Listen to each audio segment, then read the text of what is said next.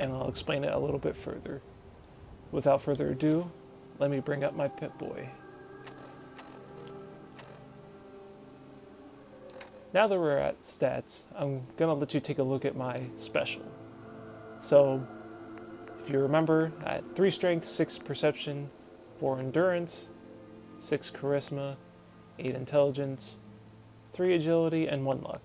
These plus signs next to both perception and endurance basically mean I'm wearing equipment that increases my perception and piece of equipment that increases my endurance, because I think I left perception at 4, endurance at 3.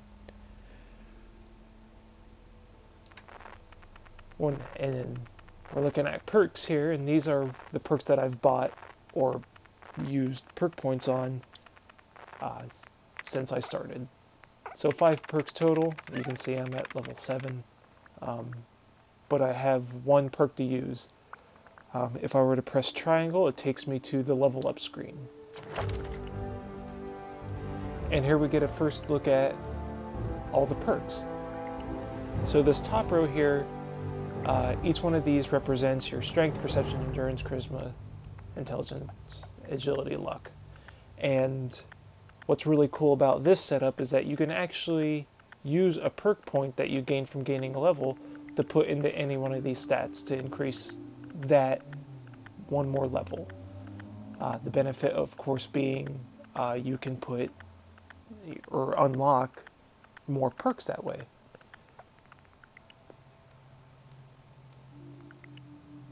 We'll start with strength. So I have strength of 3, and it's signified by the 3 stars above or below the strength stat here.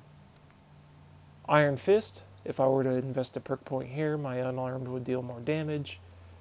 Big Leagues, 20% more melee damage with melee weapons. And armor, which allows me to make my own personal armor. Perception. I have perception 4, so I can either invest in the pickpocketing, rifleman, awareness, or locksmith. Endurance at 3 lets me get toughness, lead belly, or life giver. Charisma at 6 lets me have cap collector, black widow, lone wanderer, attack dog, animal friend, and local leader. Intelligence at 8 allows me Vans, Medic, Gun Nut, Hacker, which I have a point in, Scrapper, Science, Chemist, and Robotics Expert.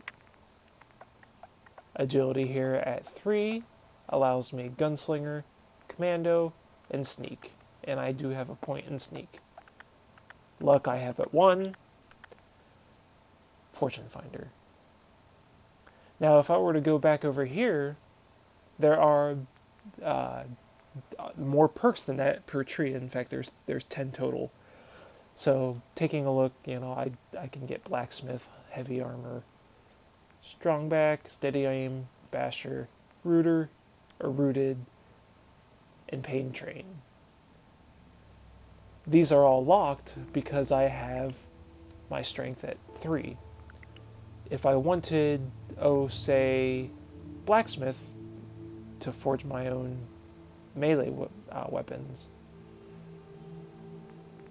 I would have to take a level's perk point and put it in the strength. I'm going to click X to show you the screen.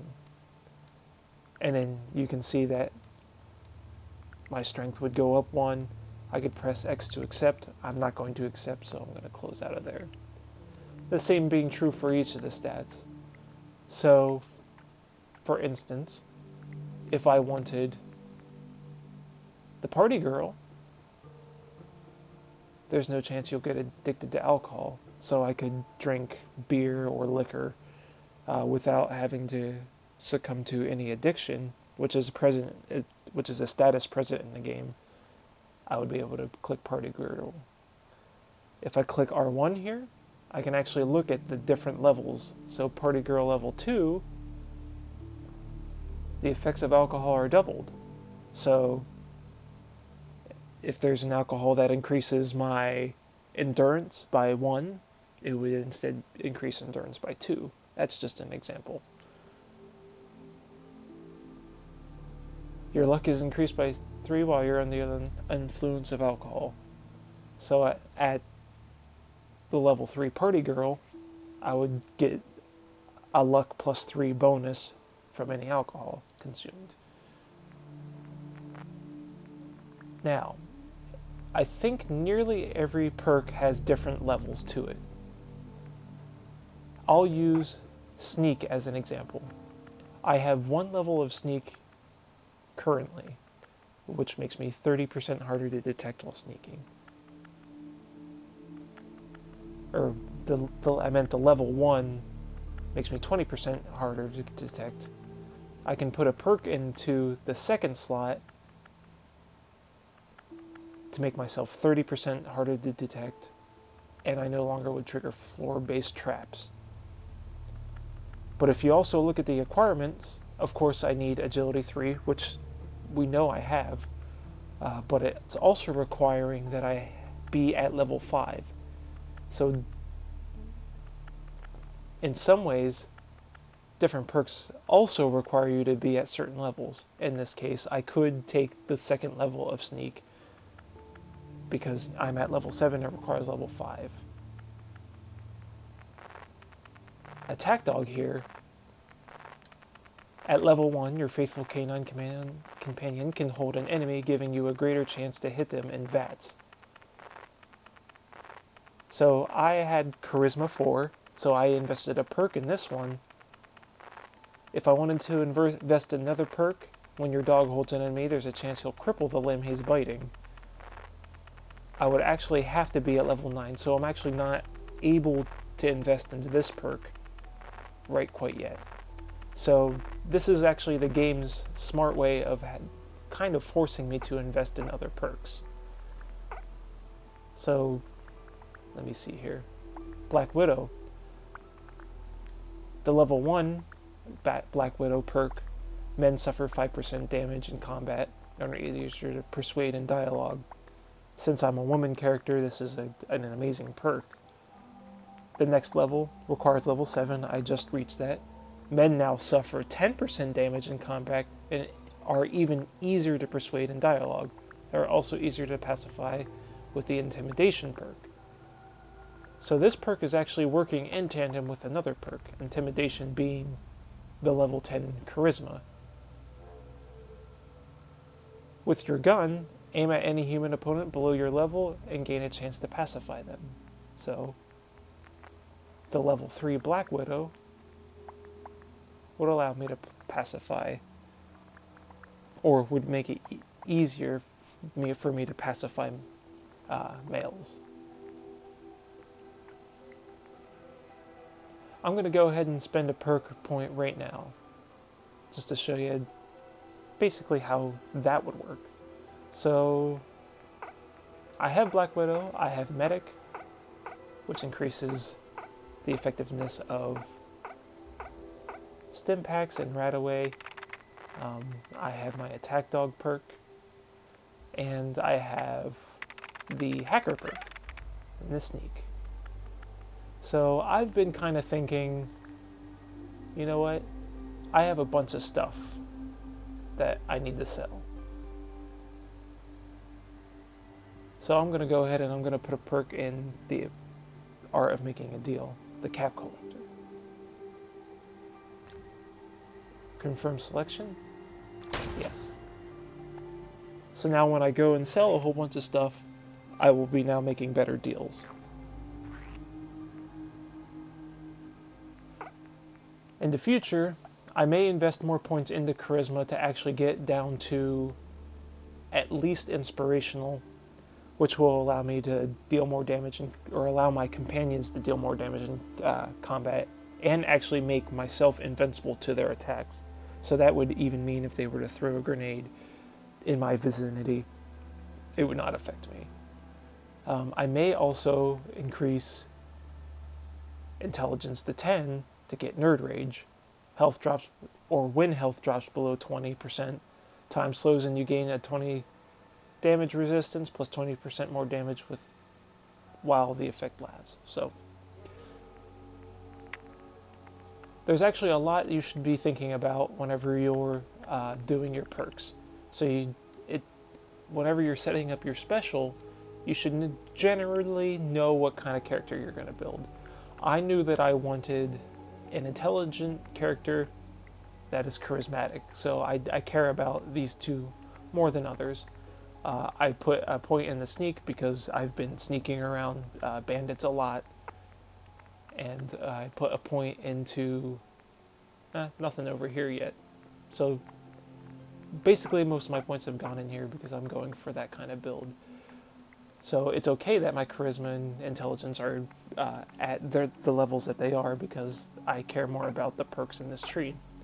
As an example, if you wanted to build a sniper, you want to put a lot of more points into perception. The reason being is the perks like awareness, which allow you to view a target's specific damage resistances and VATs. Going down, there's actually a sniper perk. You improve control and can hold your breath longer when aiming in scopes. In VATs, you can target enemy body parts that are blocked by cover with a decrease in accuracy, so you could even like shoot through walls. In VATs, every attack on the same body part gains 10% accuracy. So if you were building a sniper, you care a lot about accuracy. You would really want at least perception 8, and then to get sniper, and then later you can put more points into perception to get all the way up to the concentrated fire. Also going with the sniper build, you wouldn't need a lot of endurance because you're killing enemies without getting too close, so you won't need things like Life Giver, or you wouldn't really need to be swimming or rad resistance. It's not too important. So you might even want to leave endurance at 1. Because you're sniping, you want to increase your luck because you want to deal more critical damage. So, of course, you would want Bloody Mess, which increases bonus damage. You know, better criticals, you would definitely want that. So you'd probably want your luck at a minimum of 5 or 6 so that you can pick up these perks. Or even down here at 8, Death Becomes You. Any kill in VATS refills your action points. So if you're sniping, you hit somebody in VATS, and then it refills so you can snipe somebody else real quick. It helps increase your critical meter faster, so that would be another helpful thing. So maybe putting luck at 8 for a sniper would be great. And of course, since you're not doing a whole lot of physical work, you know, you'd keep your strength at 1 maybe.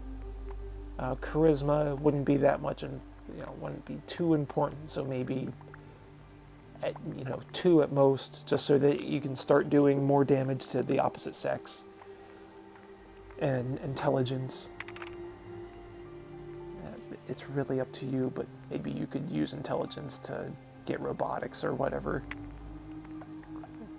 Agility will also be a big help for a sniper, for action girl, or would it be action boy if you're a male character, so your action points can regenerate faster. Anyway, this has been a quick guide to the way that perk points work, giving some examples of if you were going for some specific builds, where you should be putting your perk points to do what. I'm doing a more general build myself, so I care more about, being charismatic and being intelligent, so I can do really cool certain things. I covered a sniper, but there's a ton more things you could do. A melee fighter, you would put more points in strength, and so on and so forth. Anyway, I hope this video has helped a lot, helping you guys figure out what you want to do, and figuring out how the perk point system works in Fallout 4. If you like this video, like, comment, subscribe. Let me know if you want to see more like it, and I'll be seeing you guys in the future with more Fallout fun stuff. See ya.